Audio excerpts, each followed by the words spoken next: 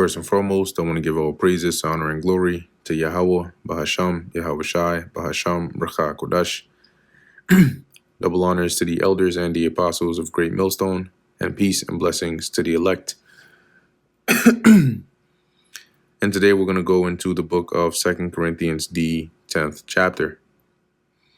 Now I, Paul, myself beseech you by the meekness and gentleness of Hamashiach, who in presence am base among you, but being absent am bold toward you. And the NLT says, now I, Paul, appeal to you with the gentleness and meekness of Hamashiach, though I realize you think I am timid in person and bold only when I write from far away. Because you had some that were, speaking,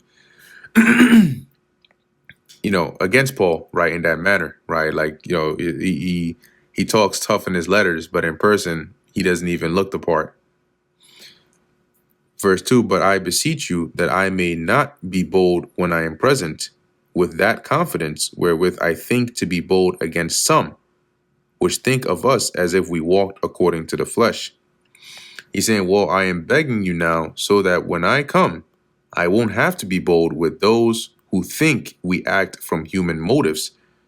So he's saying, like, the reason that I'm writing this way onto you is so that I don't have to, do this in person, because if so, well, it's going to be you're going to see a different side, right? It's going to be a different energy, a different atmosphere.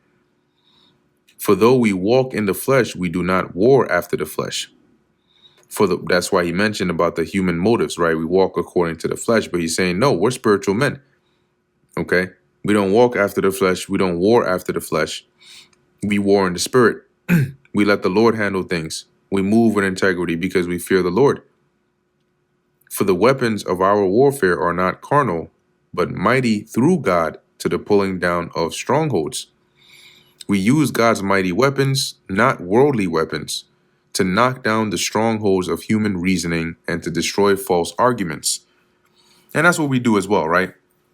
Really, what we're armed with is the Bible and the knowledge of the Lord. Okay, it's not carnal. We're not.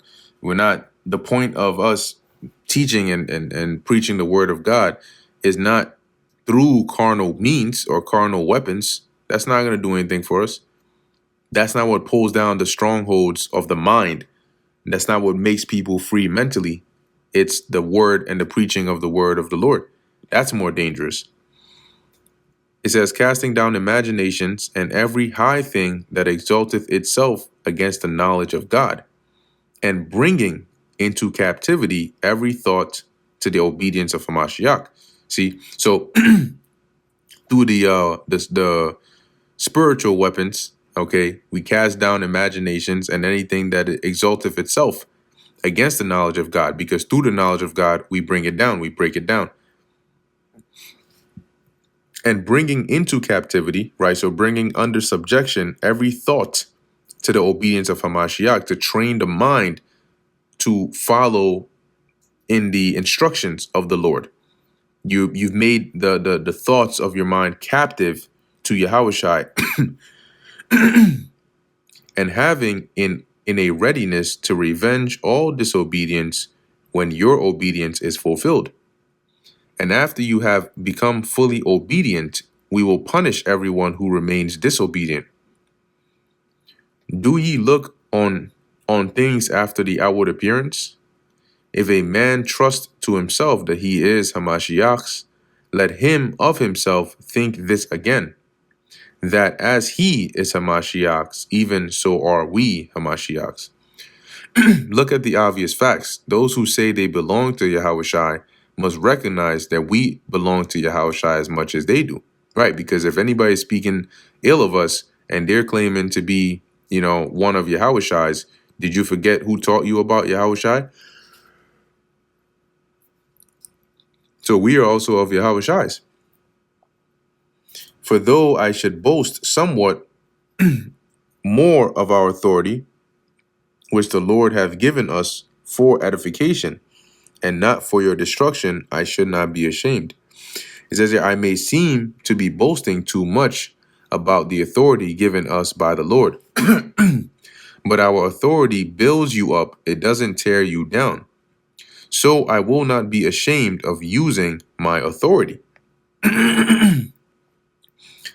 Yeah, because Paul, would often, come in a humble sense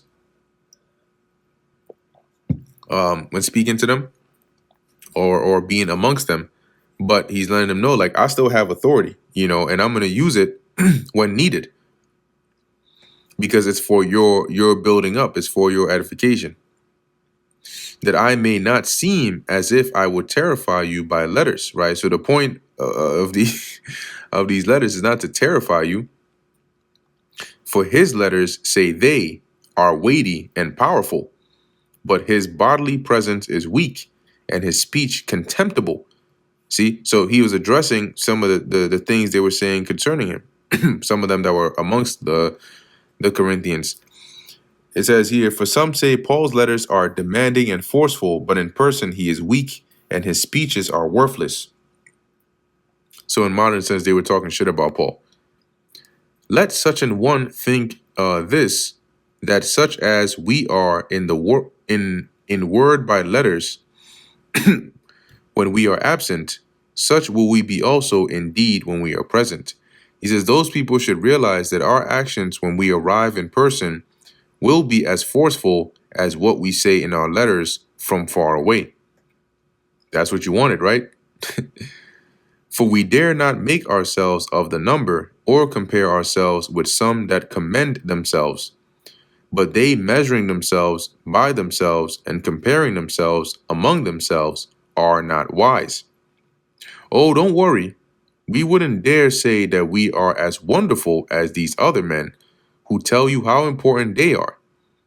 But they are only comparing themselves with each other, using themselves as the standard of measurement.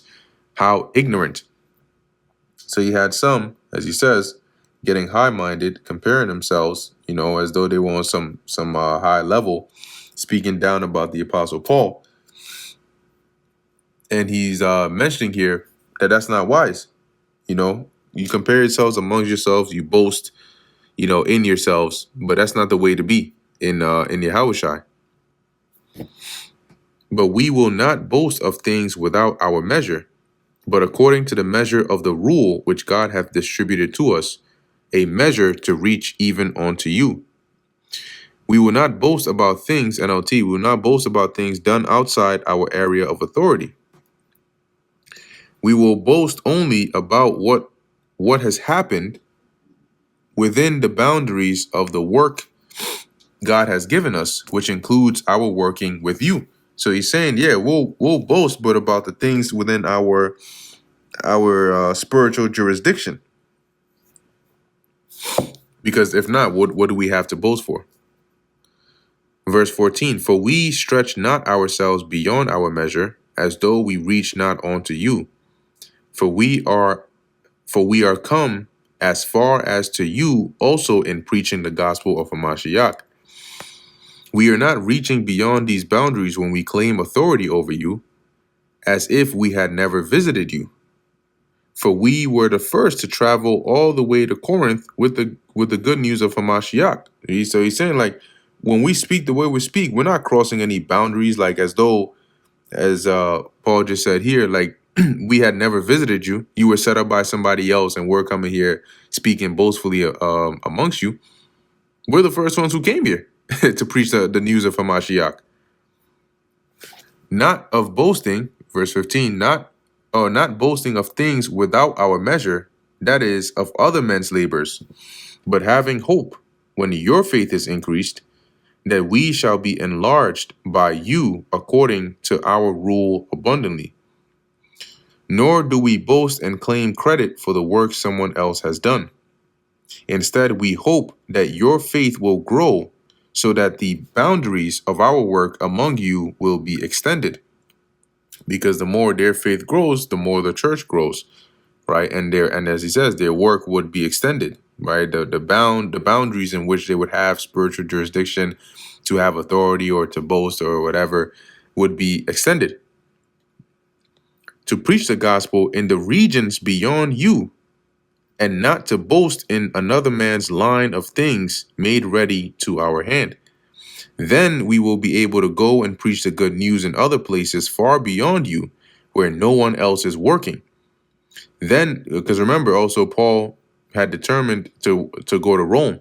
He wanted to go to Rome as well.